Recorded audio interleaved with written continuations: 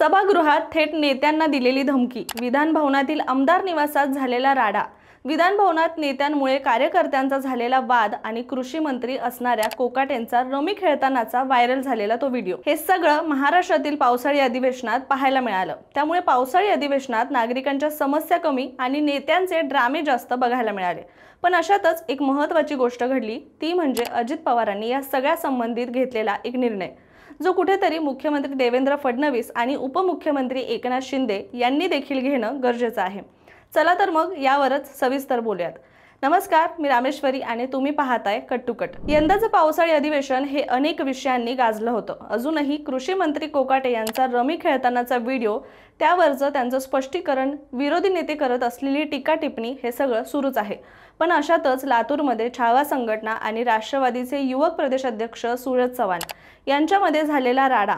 सूरज चव्हाण हे अजित पवारांचे खास मानले जायचे, पण तरीही अजित पवारांनी त्यांच्यावर कारवाई केली। विरोधक जरी आरोप करत असले की कोकाट्यांचा राजीनामा घ्यायचं सोडून सूरज चव्हाणांचा राजीनामा घेतला, मात्र अजित पवारांनी हे पाऊल उचललं। हे पाहून एकनाथ शिंदे किंवा देवेंद्र फडणवीस यांनी का नाही उचलला असा प्रश्न उपस्थित होतोय। शिंदे फडणवीस गटाच्या नेत्यांचं काय, ते काहीही वादग्रस्त वागले तरीही त्यांच्यावर कारवाई मात्र शून्य। शिवसेनेचे शिंदे गटाचे आमदार संजय गायकवाड यांची आमदार निवासातील कर्मचाऱ्याला मारहाण प्रकरण हे चांगलंच गाजलं होतं। त्यांनी त्या कर्मचाऱ्याला बुक्क्यांनी मारल्याचं त्या व्हायरल व्हिडिओमध्ये सुद्धा दिसून येत आहे। मात्र या सगळ्या प्रकारानंतर त्यांच्यावर काय कारवाई झाली तर काहीच नाही। शिंदे गटाचेच दुसरे आमदार संजय शिरसाट, ज्यांचा बेडरूम मधील एक व्हिडिओ समोर आला होता, ज्यात त्यांच्या समोरील 2 बॅगांमधील एका बॅगेमध्ये नोटांचे बंडल असल्याचं दिसून आलं। मात्र याबद्दल पुढे काही झालं का तर काहीच नाही। तर दुसरीकडे भाजपचे गोपीचंद पडळकर, विधिमंडळाच्या इतिहासात पहिल्यांदाच विधान भवनाच्या पायऱ्यांवर 2 आमदारांच्या समर्थकांमध्ये मारामारीचा हा प्रकार घडला, जे या पावसाळी अधिवेशनात आपल्याला पाहायला मिळालं। भाजप आमदार गोपीचंद पडळकर आणि राष्ट्रवादीचे आमदार जितेंद्र आव्हाड यांच्यातील हा वाद हाणामारीपर्यंत टोकाला पोहोचला होता।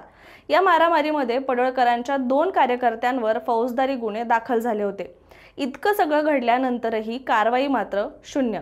मग सवाल असा उपस्थित होतो की जर अजित पवारांच्या जवळचे असणाऱ्या सूरज चव्हाण यांच्यावर अजित पवार कारवाई करू शकतात, तर मग संजय गायकवाड, संजय शिरसाट, पडळकर यांच्या विरोधात शिंदे फडणवीस गप्प का आहेत? एका सत्तेवर असणाऱ्या 3 पक्षातील फरक जनतेलाही स्पष्ट दिसतोय। त्यामुळे अजित पवारांचा हा निर्णय योग्य होता की अयोग्य, आणि याचप्रमाणे फडणवीस आणि शिंदे यांनी हे निर्णय घेणं गरजेचं आहे का?